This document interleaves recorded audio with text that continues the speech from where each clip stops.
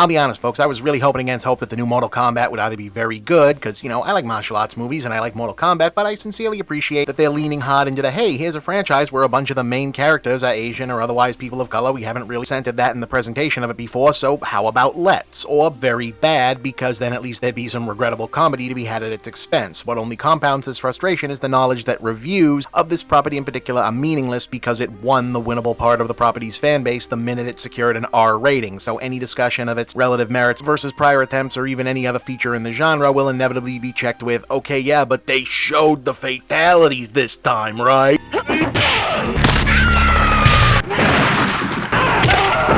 And, I mean, yeah, like 4 or 5 of them, I guess, but really only 2 of the famous ones, and only one really extra gnarly one, because, I mean, why the hell else would Kung Lao be here? As ever, the least interesting, most disappointing place anything like this can end up is somewhere in the middle, aka boring, and unfortunately, boring or compromised is about where Mortal Kombat always seemed doomed to end up, in the realm of adaptation. Its unifying conceits are at once being absurdly silly, a quote-unquote narrative mythology that's somehow equal parts stupid and impossibly complicated, told through an aesthetic that unifies 70s grindhouse kung fu, and power metal panel van art, and absurdly violent, meaning that one or the other is going to get watered down to meet niche market spending demands for an even modestly budgeted blockbuster, or in this case, $95 million that apparently bought them some dodgy green screen, decent looking when they aren't moving around CGI monsters, some very small, weirdly overlit interior sets, and a lot of scenes where characters stand around in the desert or a shale quarry or something, while not subtle enough digital color grading and specks of CGI background detail try to convince us we're somewhere interesting. Speaking of locations, I'll give the movie this: it's the first time I've ever heard the de rigueur loud and angry action film dialogue in the vein of "get out of here and we'll rendezvous at sector something somewhere" expressed in the specific form of "you need to get to Gary, Indiana," and for some reason that's hysterical to me. Anyway, as I've mentioned perhaps a couple times, I'm not sure why any of these adaptations from video games about martial arts tournaments always feel they need more of a storyline than, hey, so we're having a fighting contest. Here's all the various characters and people who are competing in the fighting contest. I wonder which one of them will win the fighting contest. And as being Mortal Kombat, it carries an extra gimmicky flourish that the nominal purpose of said fighting contest is determining whether or not an army of generically orientalized monsters, ninjas, and I guess just sometimes regular criminals or whoever from Outworld get to invade Earth if they win, so you'd think that would be enough to just, get right to the movie. But this is a Warner Brothers thing from right now, so the rest of the new backstory goes something like this. Hit it. Throughout history, different cultures all over the world. The bell's already been rung, and they've heard it. Reference a great tournament. They serve an old power. The myths are real. There was a war. Something known as Mortal Kombat. And like any studio genre movie, honestly, that would kinda like to be a franchise but doesn't want to commit to a project or anything, in lieu of developing characters, narrative arcs, themes, ideas, or a coherent singular storyline, all the parts where people are not kicking each other, which, surprise, there's way too much of, is taken up by tediously explaining all the magic MacGuffins, literal plot devices, physical on-screen story devices, and X must happen because purple lore bullshit that somehow only Marvel ever figured out really only works when you bring it up immediately before you actually plan to use it, and then retroactively pretend that there was a really tight plan all along, because you're not actually supposed to give a shit about lore until after it happens. That's why they call it lore.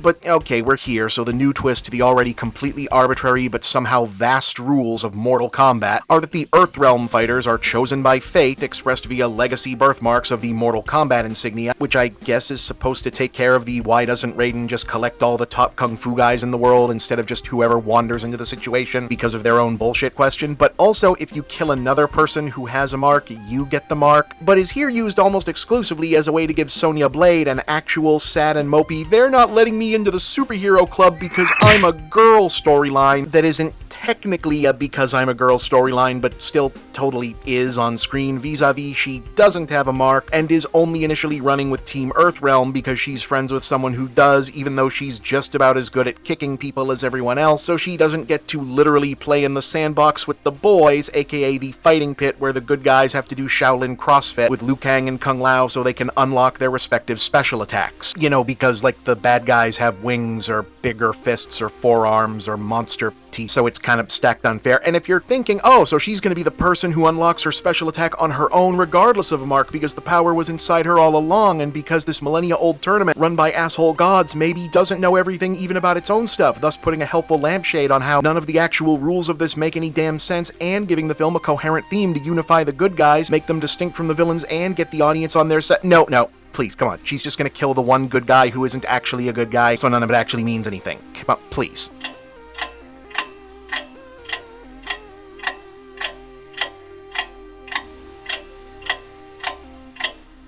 Besides, she's not the main character. That honor this round goes to Louis Tan, playing an new character named Cole Young, who, okay, I already rewrote this for part of the review like 12 times, and I still bet the movie rewrote his actual character an entire arc more times than that, because while Tan is actually pretty damn good here as both an action hero and just guy playing a real person amidst all the fantasy ninja monster stuff, his role is one part empty cipher and one part nonsensical lore device, and the two parts were clearly designed to pay off together in a way that feels like someone changed their minds about a dozen times on the way there. Look, I'm trying to be nice about the spoilers here, because even though anyone looking at the trailers and posters and which characters they're using to promote this that would give a damn about it has already figured it out, but basically there's a lot of free-floating backstory and mythology about rival fighters who got killed a long way back and maybe don't have descendants fighting in the tournament today. Oh yeah, I'm still unclear as to whether or not the tournament, like the Mortal Kombat tournament, actually takes place or not at some point during the course of this film. That's how little any of this makes sense or matters. And obviously Cole is connected to this because he keeps having nightmares about dead guys and hell that we saw in the prologue, and something was supposed to happen that was meant to be much more of a surprise than it is here, because after an hour of him moping around like, why am I even here? Someone just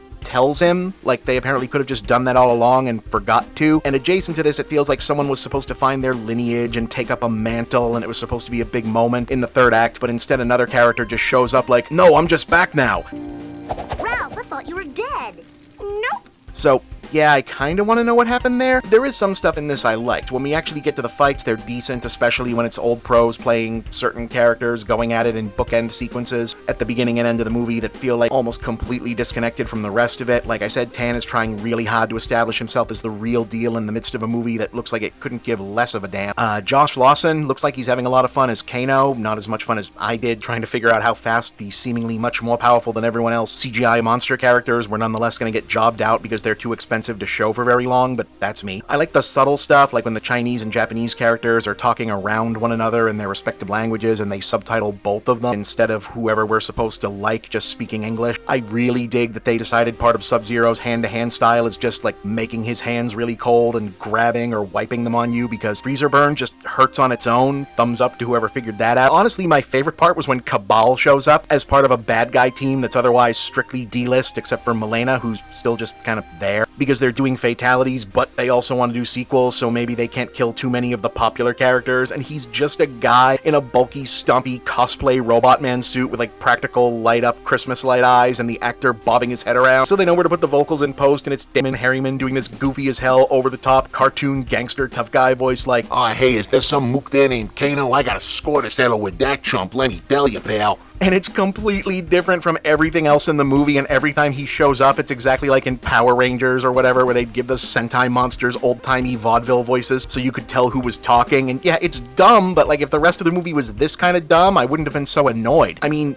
they knew they were making Mortal Kombat, right? But you know, I kind of feel bad there, because it does feel like the people making the film had the best of intentions. A lot of what went wrong here, and a lot went wrong here, feels like it did so on the executive side, but yeah, this is pretty bad, guys. I mean, I'm glad they did a couple kind of gory parts too, but not only is there too much nothing interesting happening in the middle of it for there to be enough plot or character for me to give a shit about anybody, there's also not nearly enough fighting happening. How did I fuck that up? This one you can skip.